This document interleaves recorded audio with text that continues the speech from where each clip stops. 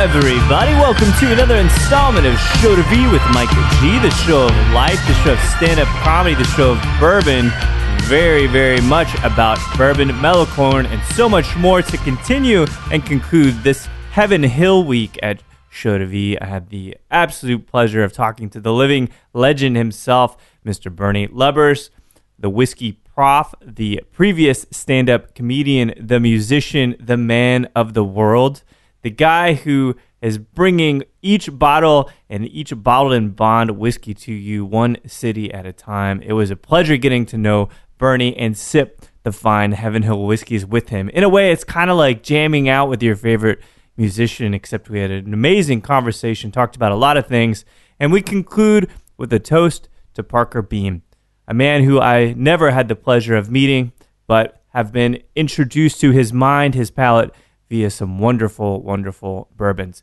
So I hope you guys enjoy this great chat with Heaven Hill's Bernie Lubbers.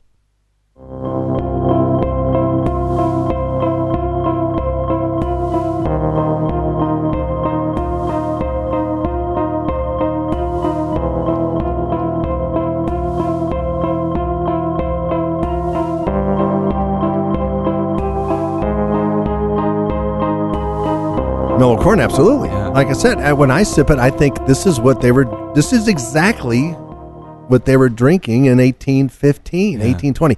Only difference would be, they were once used pickle barrels, right. There's other brines. Just and whatever salt. they stored so in they it, would right? burn it out. They would burn that barrel out. So you aren't getting, but still, it's a used barrel. Yeah. It's been burned out. And that wasn't set as that's what has to be bourbon. There had to be. I look at Mellow Corn also is the fish that crawls up out of the lake. That's right. Onto the land. Evolves, that's that. And so is it the most deep and rich tasting whiskey in the world? Hell no. But it's important. It's corn whiskey. It's supposed to taste like corn whiskey. So let's shut off our brain. Yeah. When I first tasted Scotch, I didn't like it. Yeah. Because it looked like bourbon. I grew up in Kentucky. But boy, when you taste it, it ain't bourbon, right? So you've got to, and that was Simon Brooking. You probably know Simon. He's works with Adam Harrison and everybody. He was on. I used to work with Simon, and he was one that told me, Bernie, turn your brain off. Yeah, this is Scotch, so it's not turn whatever you think whiskey tastes like. Turn it off. Yeah, and now open up your mind and taste it. Do you feel like it is a? So I'm and you got to do that with Mellow Corn. These are pantomimes you can't see, right? Right. So there's this. I'm pointing to my head. Yeah. Thinking about something, and then there is this. Or your heart. You feel it. Yeah. Right. And you don't overthink it. So turn off your brain. Yeah. When you smell natural gas and there's a gas leak, you know what that smells like, right? Yeah. But that's an artificial smell. It's there, yeah, absolutely. Because there's no smell to natural gas. So if there's a leak, you don't want to die. So that's the thing. There's this gas leak. So we all have that. I know what whiskey tastes like. No, you don't. No. You know what bourbon tastes like. We've got blinders. Or you know what Canadian whiskey tastes like, or you know what Irish whiskey tastes like, or Scotch. But turn your mind off and open it up to possibilities. So I'm like that with mezcal right now. I'm not there yet with mezcal. Please let me. I've got so much at the house. We're in Texas. Yeah, I love tequila. I love tequila, and I like peated scotches. Yeah. I can't get to mezcal, so I got to open my brain more. That's right. And I've got to let it in, and I know I will. If there is any function or role I can serve, is this: I want to be the conduit for you to mezcal. I'll hold you to that. Please do hold me to that. Well, here's an interesting parallel to that. You travel all around the world for Heaven Hill. You travel talking to people, which is an amazing thing to be able to connect with people all the time in different places. Yeah. But you talk about opening your mind, right? Mm-hmm. When you are out and traveling, we're in a very interesting period in American history right now. Mm-hmm. When you think about people really being accepting or not judging and just opening up with their mind, have you seen any shift in the way people interact or the way that they treat you over this past few months? Not at all. No. Whiskey's whiskey's a bonding. Unilateral. Yeah. I mean, it seems to be whiskey is, no, I don't notice any difference whatsoever. It's weird here. I don't think we will. I don't think we will at all. Space. Yeah. But don't you think we get kind of this perception? It's a little bit. It's distilled down into making you think, well, it's me versus you. I mean, that's how everybody kind of is treating each other. I think it's better than it used to be. When I first started in the business, you had, if you were a Jack drinker, or a Maker's drinker, or a Jim drinker, or an Evan drinker, that's what you were. Right. Like now, right? Yeah, now it's different, and I think the difference too is we're 10 years later now.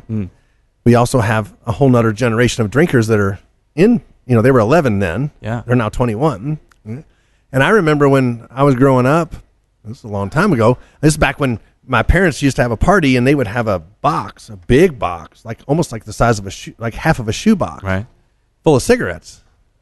Just random, it's called a cigarette. And they go, son, fill up the cigarette box. We're gonna have people over, right? And because that's how much people smoke. Holy shit, really? Because you just had, and everybody had a big, it was big lighters, table lighters. It's like a shoe. That was next, and they usually matched. And you went, you would go to Taylor Trunk, or you'd go to, Brookstone, and it wasn't a Brookstone, but it'd be like your local thing, and you'd buy these things and whatever. And you always have to carry one. Dad would go, oh, we got to get a bottle of Canadian Club because Uncle Harry, he drinks Canadian Club. Yeah. And he ain't going to drink anything else, right? That's so. You don't drink anything else. Sure. Uncle Harry drank. He has a line. Canadian Club, yeah. Right?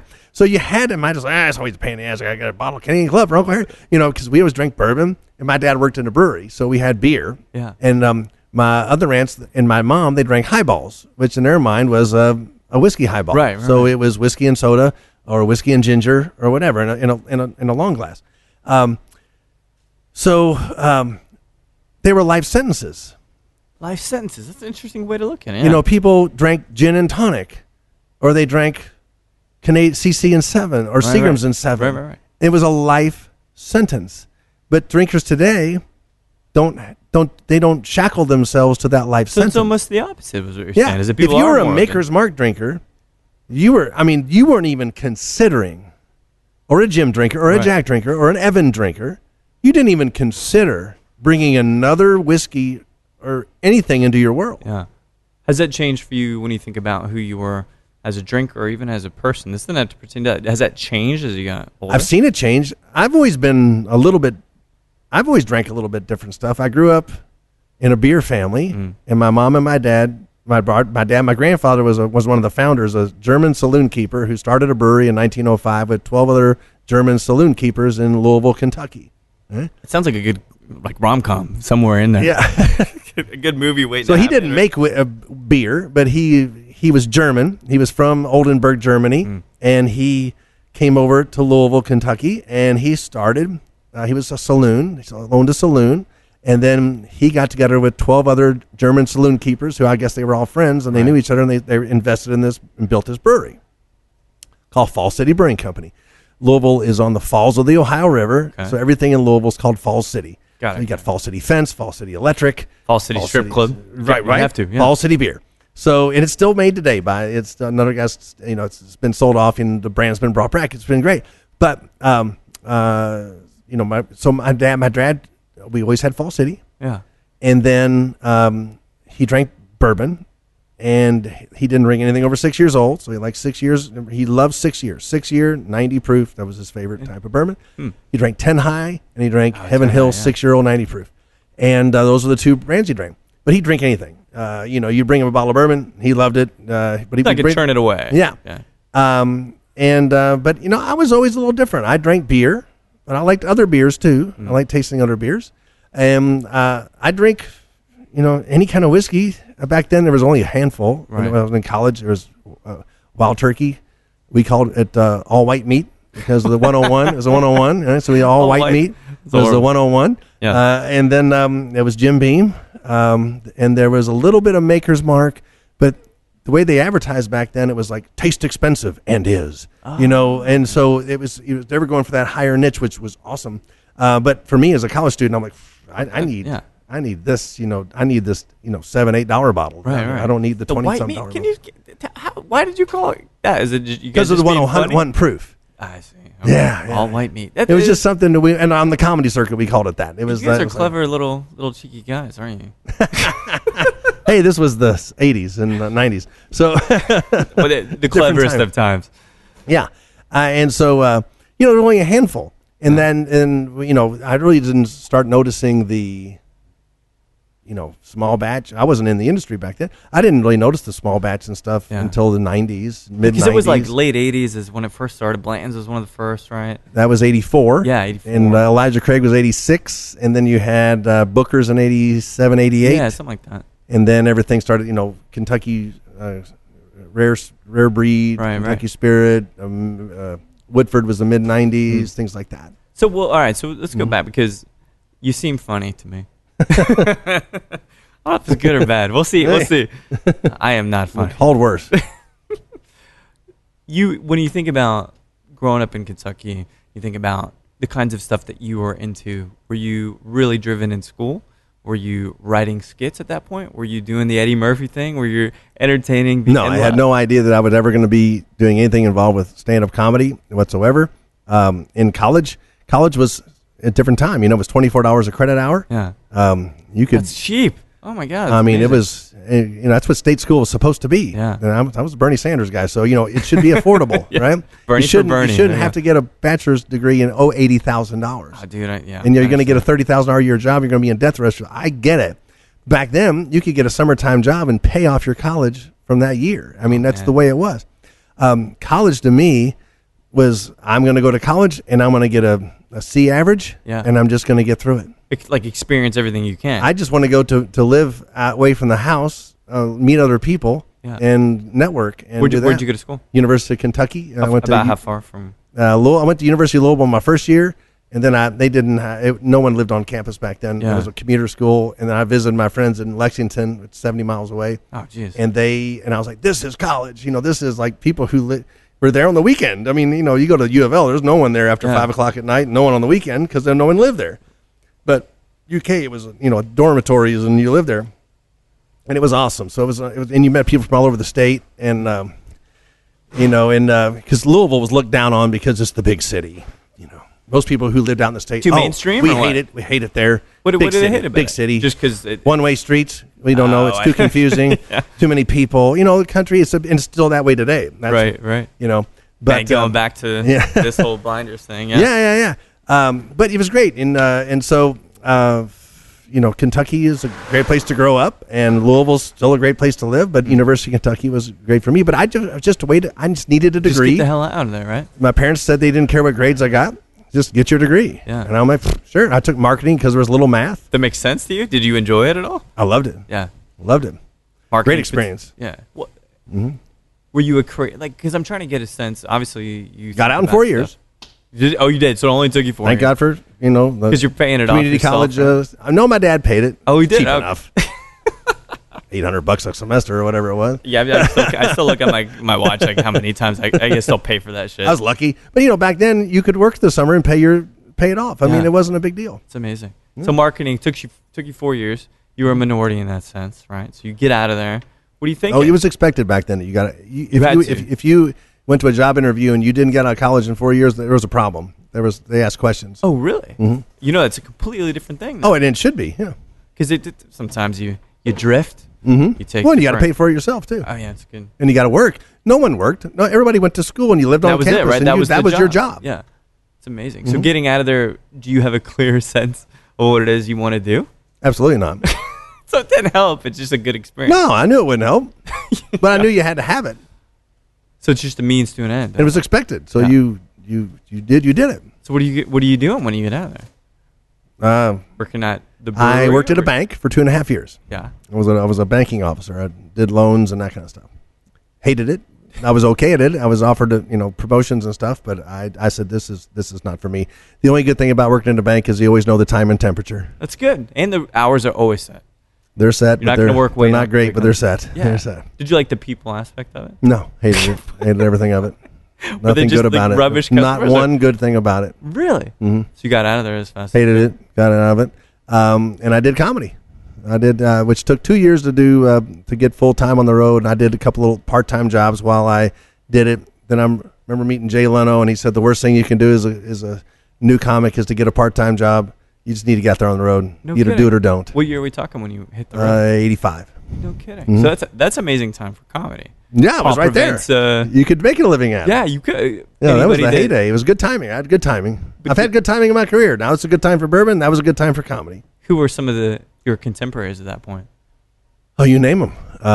You talk about Jay Leno, absolutely, right? Yeah, he was big. Him and Seinfeld and all of them were big back there. Big at that Gary time. Shan was big at that time. But my contemporaries were Paula Poundstone, Drew Carey, Steve Harvey I worked with all the time, John Fox.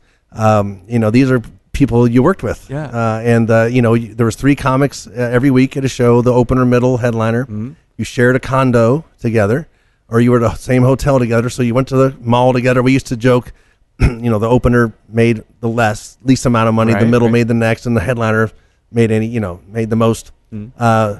So the joke was, we're going to go to the mall and watch the headliner buy stuff. Right? It's like something as simple as socks. Because you did everything together. You went because you had nobody else to do things with. Yeah. So even it was like a retreat. And, it was like you lived together. You went to the grocery together. You cooked together you're in the same 3-bedroom condo.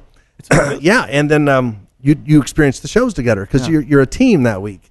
So the opener sets is the opener. The middle gets the crowd to a good point for the headliner, and the headliner takes it home. Yeah.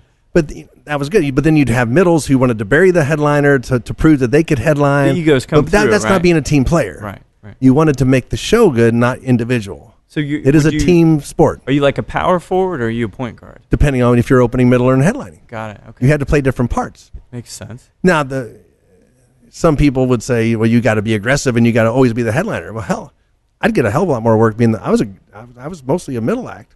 So was Drew Carey, by the way. Yeah. He knew but you have to have 45 minutes to an hour, which means you have to have an hour and a half, 2 hours worth of material in order to pull that off. Right. So you get to where you have headliners. I found I could get more work by the headliner going, I want to work with Bernie. Got it. Okay. I want him because I wasn't a dirty act. I knew my place. I could set it up just perfect for the headliner. Yeah.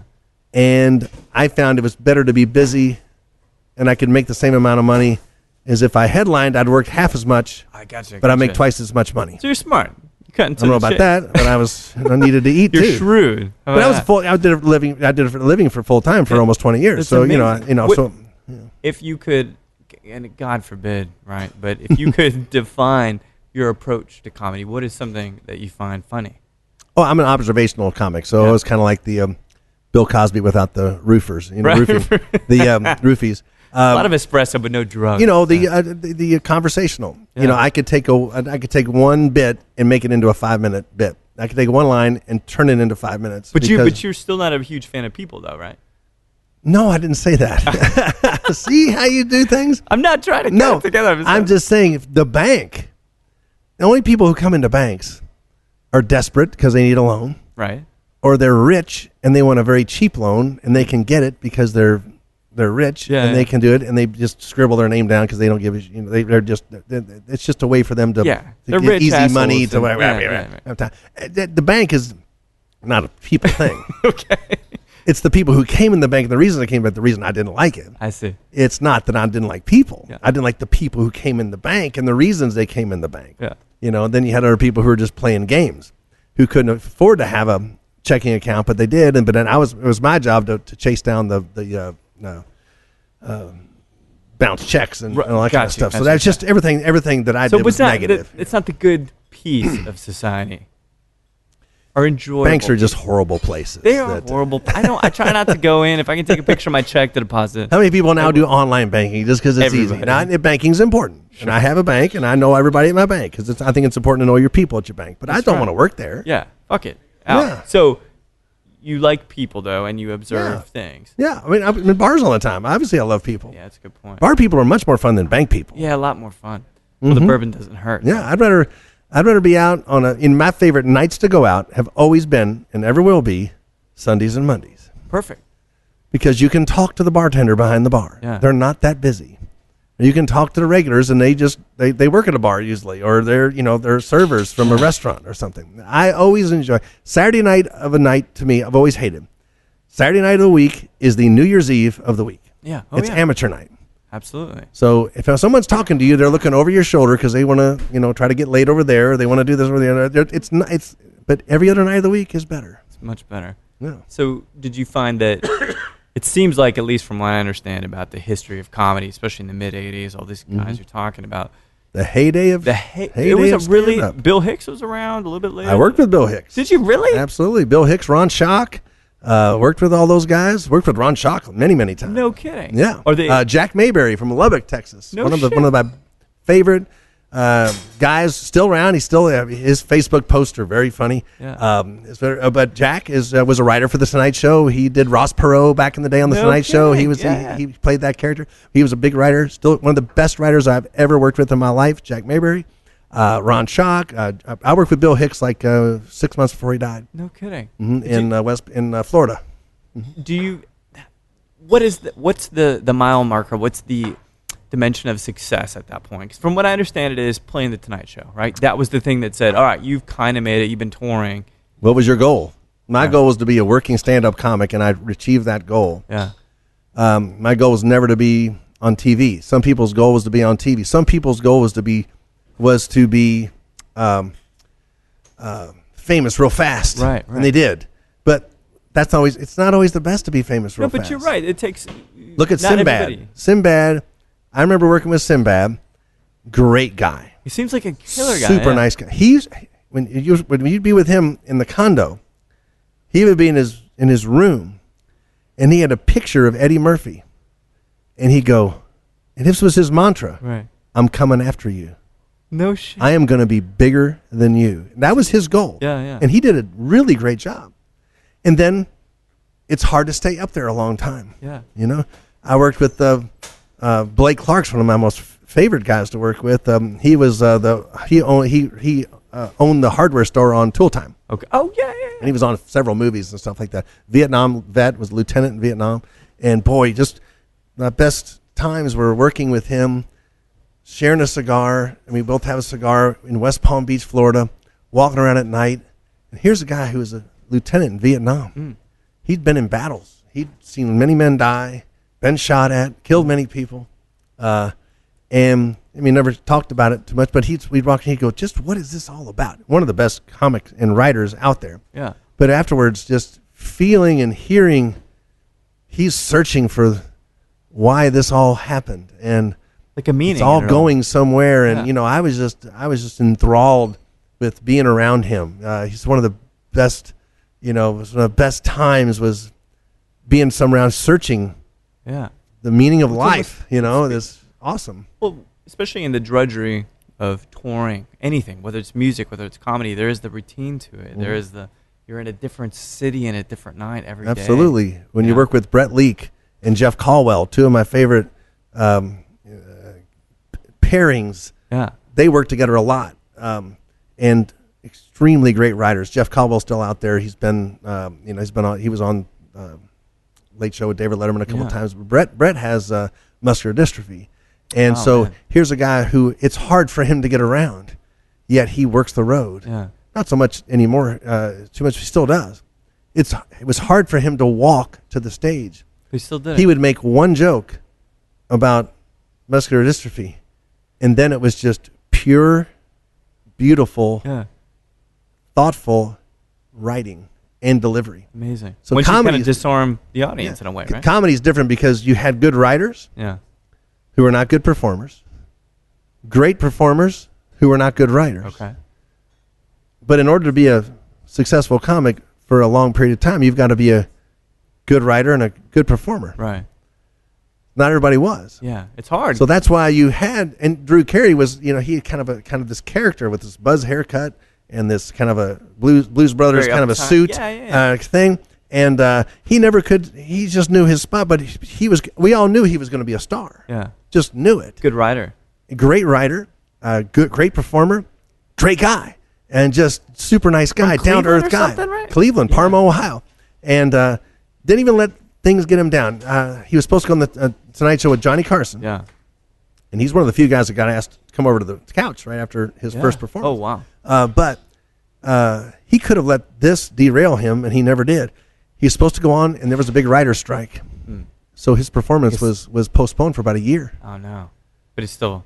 And he didn't let that get him down. And when he went back on, he nailed it, and he got it. And he just is... I mean, he had 2 number 1 shows in prime time on network. It's amazing, yeah. You know, the Drew Carey Show and Whose Line Is It Anyway? Yeah. And who's got that? And now he's got his dream job, which is hosting Price is Right. Price is Right. Amazing, you know, which he can ride off into the sun. He's rich. He doesn't need to do that. He wants to do that. Watching people jump up and down about canned It's like goods. this. I mean, this isn't a job to me. This is awesome. Yeah, I don't amazing. you know, this. People ask me, why do you give up comedy to do this? I don't think that's a... And I'm like, I do it. I just performed for 8 people. Yeah, exactly. It's a The stage crowd's every just day. different. You know, I wasn't performing, but I want to make it entertaining. I want to make it, you know, as a writer, I know that I think I can take a complicated subject like bourbon and whiskey and make it not only informative, but entertaining. Yeah, definitely. And that's what I brought to the table, because when I came in from comedy to this job, I didn't know anything about whiskey. Yeah. But Knew something about people and I about did, reading an audience. and I was from Kentucky. I knew I had the pedigree. Yeah. So, you know, if I went on the road and I was like, well, I'm from there. And then, like, when I worked with Fred Noe and Jimmy and Eddie Russell, they kind of said, hey, you know, if you ever need to know anything, just, you know, ask away and blah, blah, blah. And Greg Davis from Maker's Mark, you know, if you don't know it now, you know us, so you know it. Yeah.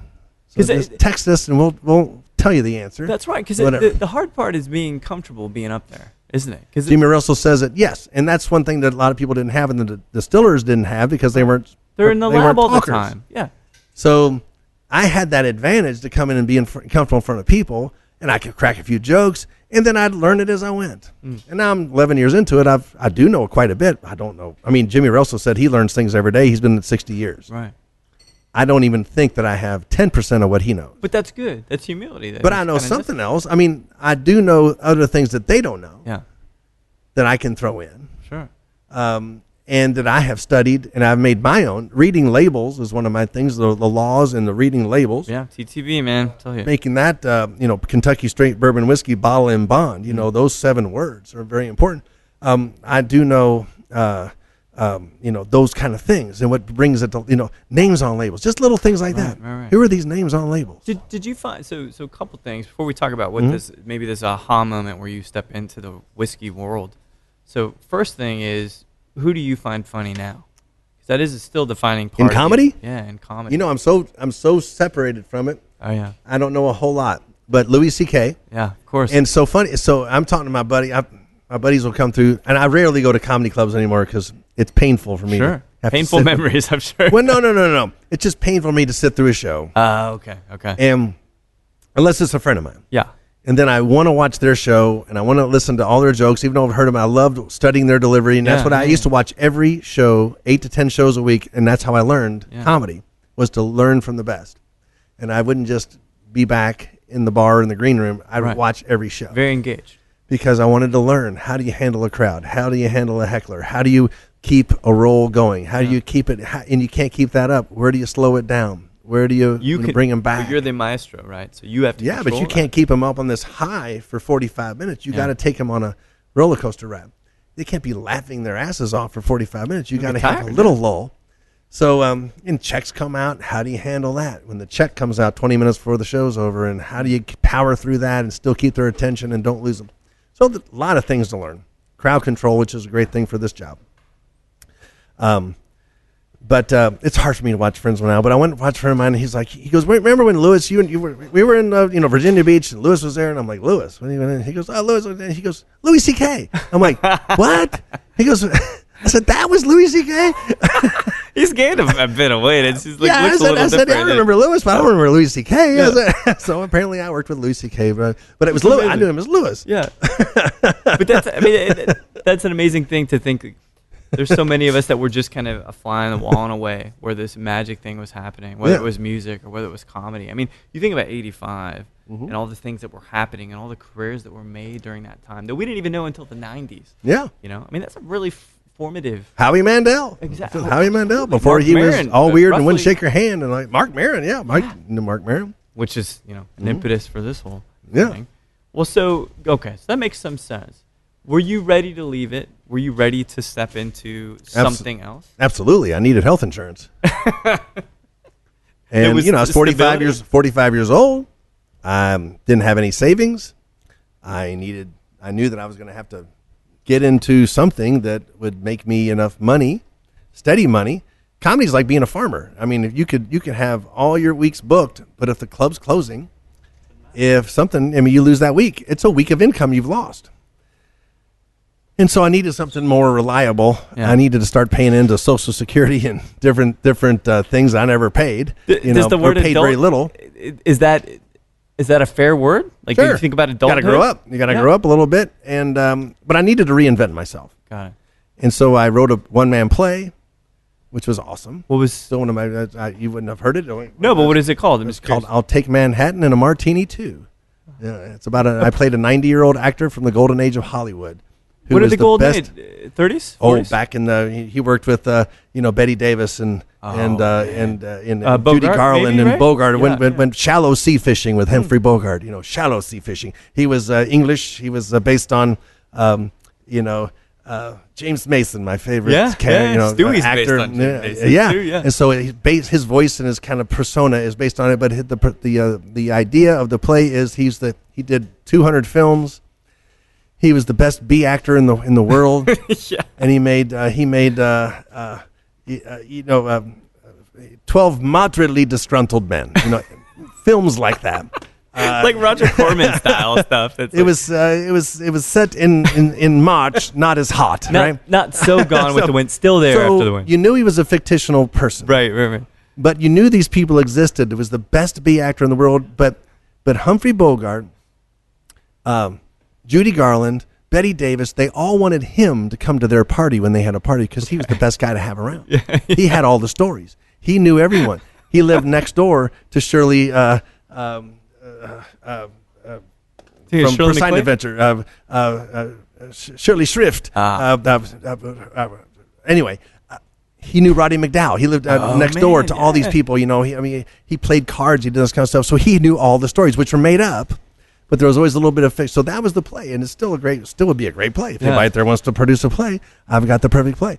But I did that. I played music in bars. I played solo. I played guitar and sing. Yeah. So I would do Brown Eyed Girl. I do all the Heard It Through the Grapevine. I do all that kind of stuff, and I played 4-hour gigs in bars. Had you been playing since you were a kid? Then playing guitar. I played since college. Okay. Mm-hmm. I played the organ. Growing up, Leslie rotary organs. What's that? The Leslie rotary organs. The Leslie. It was a Thomas organ, which had a Leslie speaker. Leslie made the speakers. Yeah. I knew I couldn't play the organ at college. I needed to buy, so I bought a guitar. I bought a Yamaha guitar, acoustic, and I played guitar. And I learned. James Taylor taught me how to finger pick, and Jim Croce, and all the people. I just listened to those records, and they had the songbooks. Remember, you could buy the songbooks. Oh yeah. And learned from that. So I started playing in bars, and I'm like, I'm an entertainer, but I can make $150 a night, playing music. And I'm like, that's not bad. You can make $150 a night. It's good enough, right? Sometimes you make 75 if it's during the week. On the weekend, solo act, you can make 150. During the week, it'd be anywhere from 40 to 75 bucks. You put 5 of those nights together. It's not bad. Okay, it was a bookmark until I figured out what I wanted to do. Was this in Kentucky? Did you? Yeah, Louisville. So a home base is always still in Louisville. Yeah, for comedy and everything. Comedy was a great place for a home because you were within a 5-hour drive of anywhere. Yeah. So had you? I think there's often this dichotomy with being on the road and kind of being creative and pursuing that piece where you don't necessarily get to do family stuff. Mm-hmm. Had you pursued starting a family? Had you got married or any of that stuff? Never. Always been a single guy. Yeah. And you can never do. I've saw too many marriages break up from the comedy world. Yeah. And unless I just wasn't. No, I just never been a relationship guy. Performer though, it's good. It gives you a sense of freedom, I guess. Yeah, it's kind of selfish, I guess, but you're not hurting anybody now. Yeah, right? just your liver. I mean, that's the only thing that's taking a beating every day. Yeah. So it was awesome, and then this opportunity came up. So I had a routine in my act about my dad who drank a quart of bourbon a day. Yeah. And I would always tell people, now order a shot of bourbon. They go, are you buying? I'm like, I'm not buying. I'm a comedian. I can't afford it. But I get a shot. What the frick? And I get an order. And then we did a toast to my dad. It was like a 10-minute routine about my dad who drank a quart of bourbon a day, lived to be 94. Cancer can't exist in a bourbon-ridden environment, so he lived to be 94. And the whole thing. So it became a part of my show, and people got to know, about this bit in my act that I did. And a guy who worked at one of the distilleries, who works for our company now, he was like, man, why don't you order our brand? He worked at Jim Beam at the time, so what does it take for you to have everybody order Jim Beam? What, I'm not good enough? I'm like, give me some shirts, man. Give me some something, give me something. Yeah. And he'd take me to lunch once a month, whatever. And then when a job came up to do events and promotions in Kentucky for Jim Beam, he said, we would like you to interview for this. And he goes, you're good with people. You got a good personality. You know how to go. And so, it was little bars just like this. It's like being in a bar. Right. And I would, promote the brands. That's incredible. And so I did that. And because I was like, was it $5 an hour? Is it a job? He goes, no, it's a job. It's got health insurance. I'm like, ooh, I need health insurance. Yes. Because the health insurance was $750 a month back then for me. Right. And so, so we did that. And then the state manager he did me a great favor, old grizzled guy, Tommy. Yeah. So Tommy goes, what are you going to do after this? I'm like, what do you mean after this? I'm working here. Right. He goes, well, son, you're working for a marketing company for a distillery. He goes, these jobs last 6 months. I'll be surprised if you're here 6 months from now. I'm like, you're kidding me. I thought I'd made it. I thought I'm here. I'm working. He goes, hell no. So I was like, I'm gonna be the best I can possibly. I want to be the best promoter or whatever. Right. And then I was like, most I was promoting was bourbon brands from Kentucky. I said, I better learn about this. Sure. So then I started learning. And then the master distiller at the time handed me a copy of the Standards of Identity from the TTB, Tax and Trade Bureau, which defines. He goes, if you don't know this, son, you don't have the foundation. You need you just need to know the laws. Yeah. First and foremost. And that's when I started teaching the words on labels mean things. Yeah.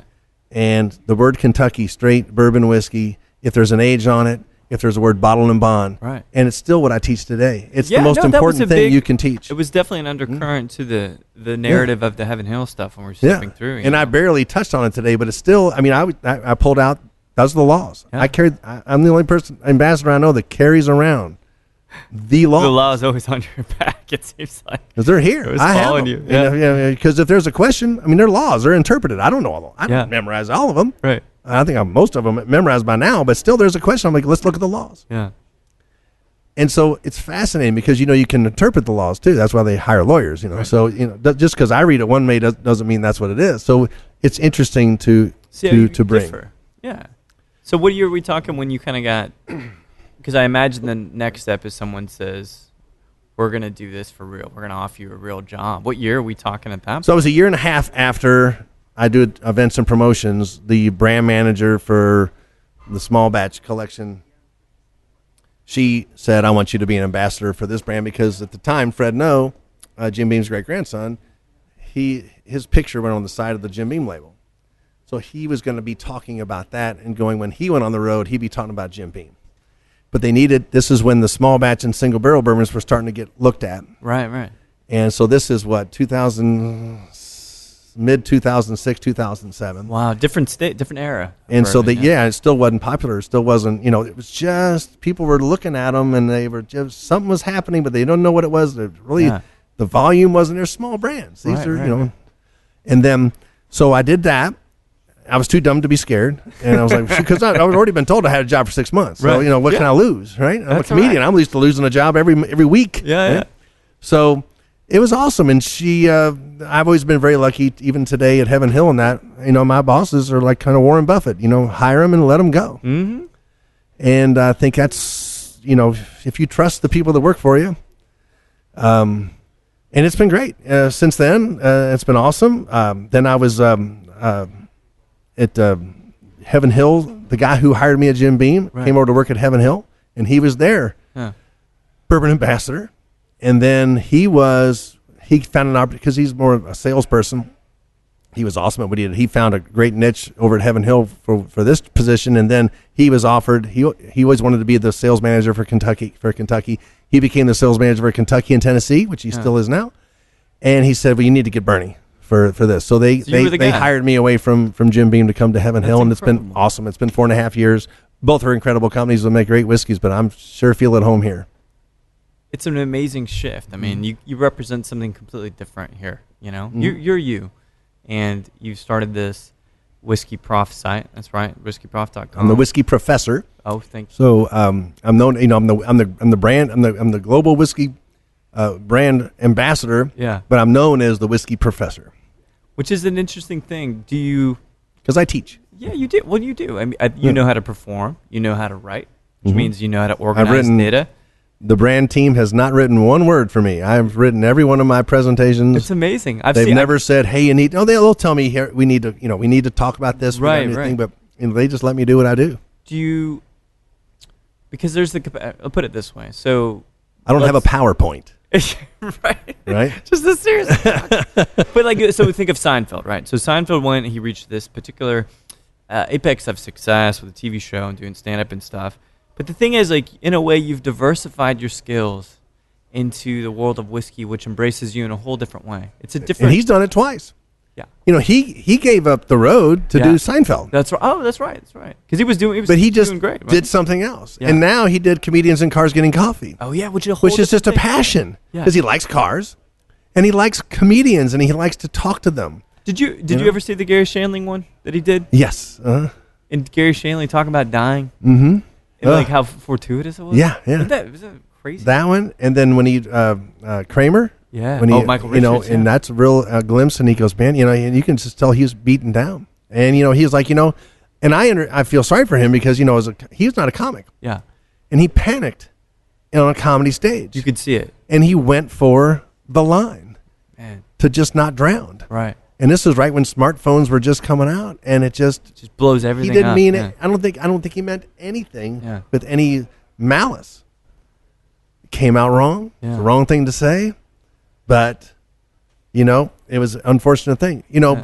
But he's also got $400 million, which is different. That's bad. You don't feel too bad for him, but he has to go out in society, and he has to be able to be happy as a person. So when you talk about maybe what is the again kind of reshaping and rebranding, and I'm not trying to make that sound cold, but you've got the Whisky Professorship. I branded it. Absolutely. It is fine. Right. I mean, you're a smart guy. I can tell how you use. I mean, I reinvented myself when I became the Whisky Professor. It was powerful because I'm like, it's like Judy Tenuta, or Haywood Banks, or Emo Phillips. Yeah. I am playing a character. That's right. So I am the Whisky Professor who is bigger than life, who knows everything about whiskey, which I don't. But you come out and you're this bourbon superhero. Yeah. And then you got to grow into it. So I'm not as over the top as I used to be because I know more now. Yeah. I don't have to be. But at first, I mean, that's why I came up with the boots. Yeah, I saw the boots. And my belts are always cool because I noticed that the Scotch guys at a whiskey show, they always had kilts on. And I'm like, you can look across the room or a bar and go, that guy knows something about Scotch whiskey. Yeah, you visually identify them with it. So I wanted my kilt. Yeah. So my kilt is a branded shirt, jeans, and cowboy boots usually with my brand on. Yeah. How many days would you say you're spending out there on the road preaching the gospels of whiskey? I travel 3 weeks a month. Wow. 3 to 5 days a week. So not much has changed since the 90s. It's like doing stand-up comedy. That's why I do this lifestyle. Hardest part about doing this is lifestyle, and I already had the lifestyle for 20 years. Yeah. Do you find it's hard to balance maybe your health at this point versus drinking and touring around? It's becoming something I think about. Yeah. I always look for a day I cannot drink. Yeah. Somebody says, I told a friend of mine, I said, I think I'm going to take the day off today and just drink beer. I'm gonna drink. I'm not gonna eat a T-bone. It's a skirt steak for me today. Yeah. I mean, you look for your little thing. I'm 57 now, and you think about it. Yeah. But you don't think about it too much. You feel it? I work out. Good. Absolutely, you feel it. But like Jimmy Russell today, I'd still put Jimmy Russell against any college fraternity, and I mean the whole fraternity. If he went out drinking, and he's 82. Yeah. If he went out drinking, he would be the last man standing and drinking and not slurring, and every fraternity brother would be comatose on the ground. That's amazing.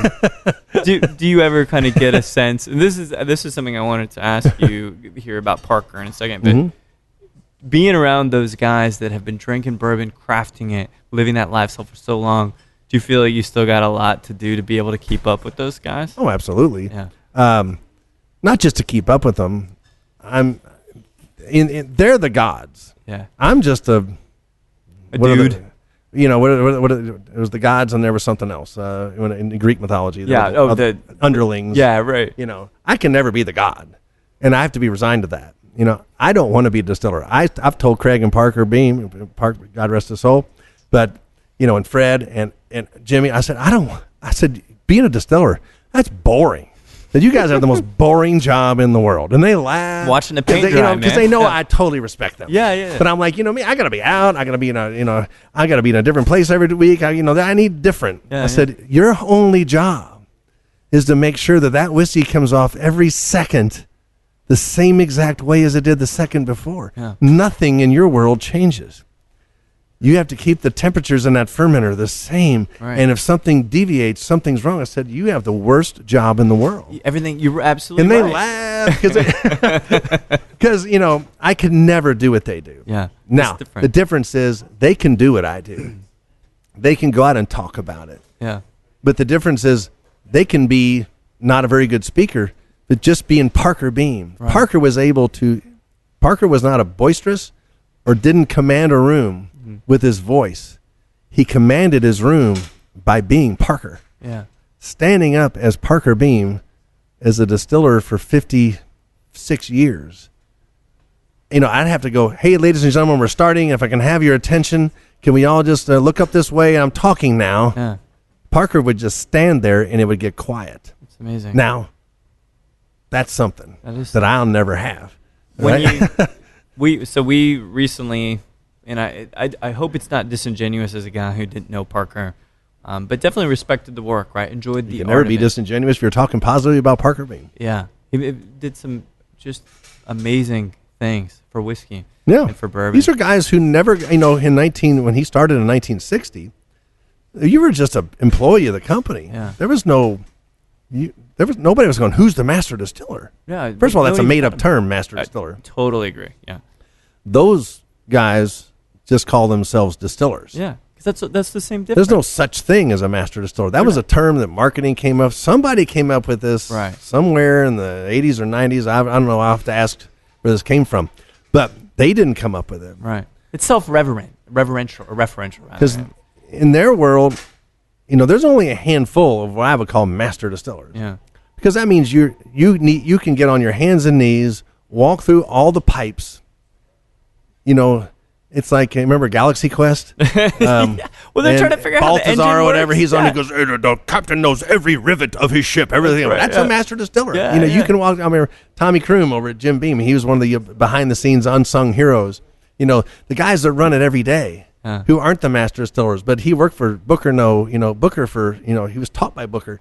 And Tommy could walk through with duct tape and paper clips and fix a distillery. It's amazing. And keep it running till they got it fixed. Yeah. Really fixed, but he could keep it going because it's continuous. Still, you got to keep right. It shuts you got down. No choice. So and he wasn't called the master distiller, but in my mind, Tommy's a master distiller, and he is now. He's over in a different distillery now, but there's not many of those guys around. No, there's not. And even Denny Potter, who works for our company, he's been doing this 17 years. He goes, I'm just a kid. I'm the new kid. Well, compared to 1960, and he's worked at many distilleries, and he's got 17 years of experience, and he won't even call. I mean, Denny, call in if let me know if I'm wrong. But I mean, he's got a reverence for all those guys. But they don't. Craig, Parker, he's a distiller. Yeah.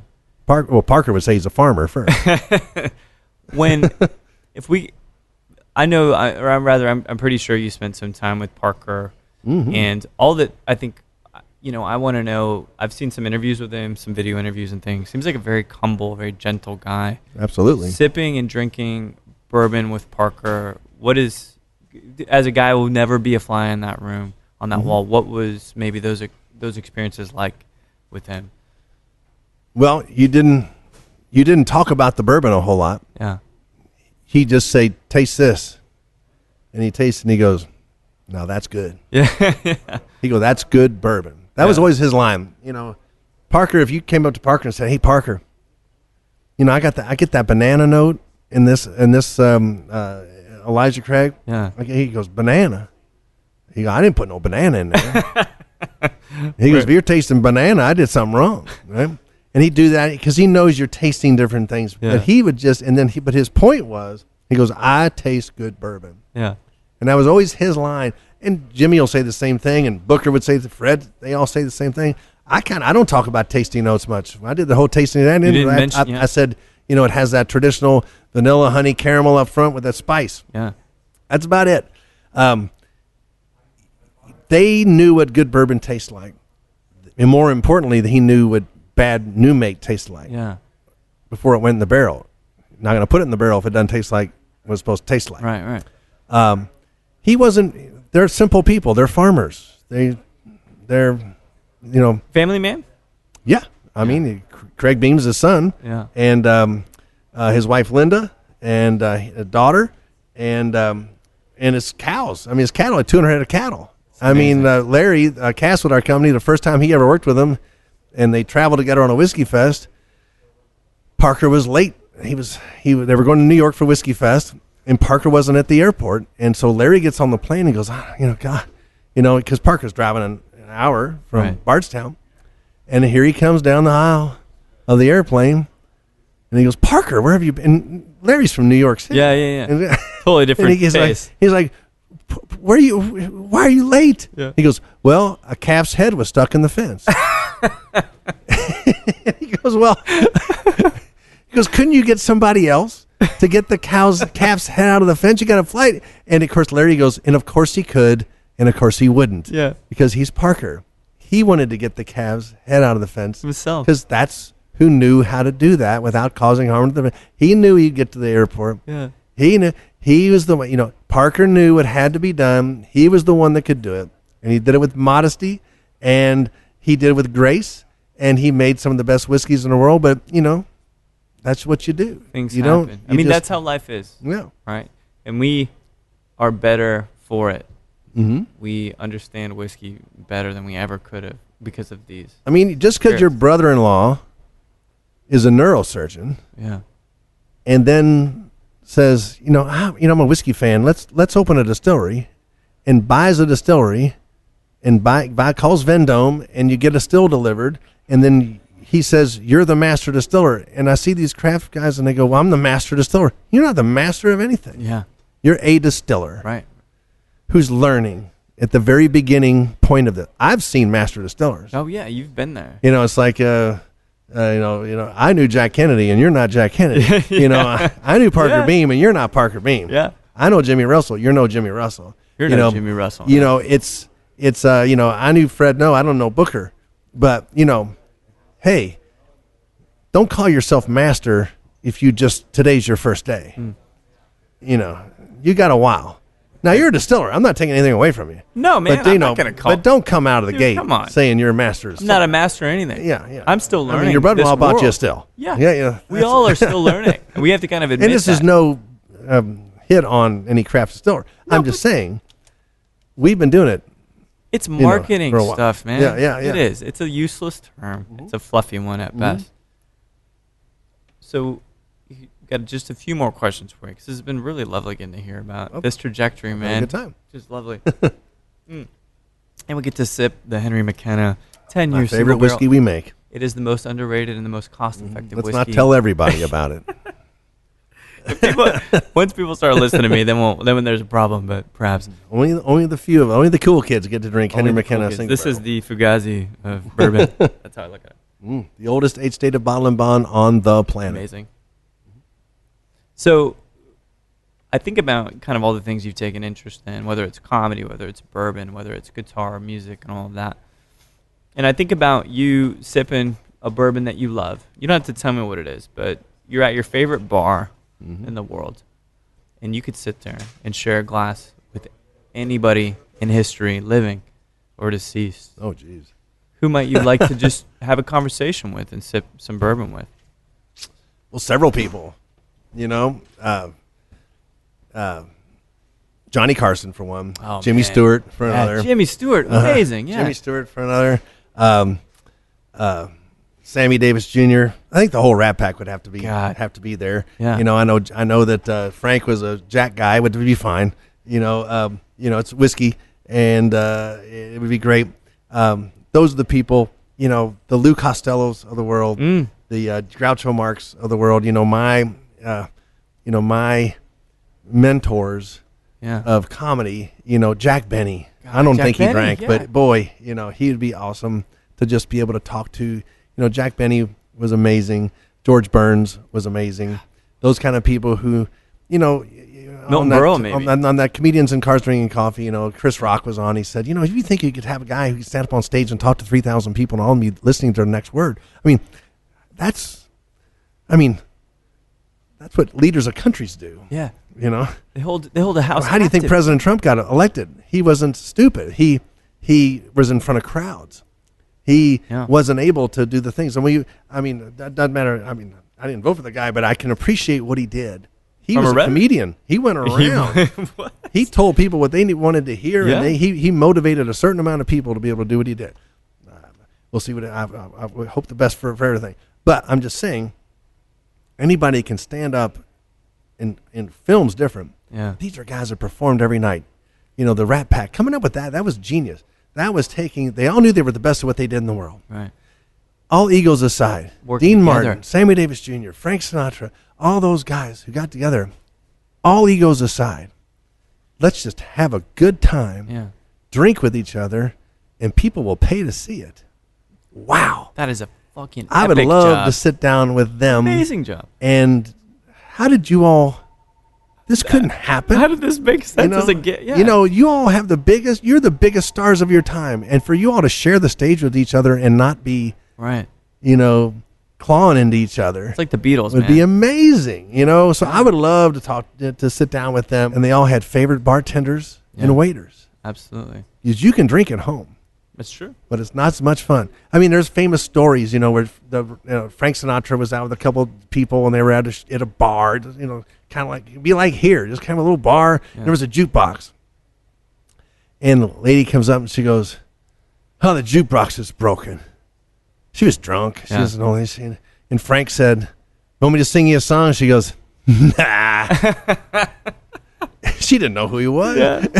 And he got a huge kick out of that. That's amazing. You know, that's still Frank Sinatra. That. Nah, not you. Yeah.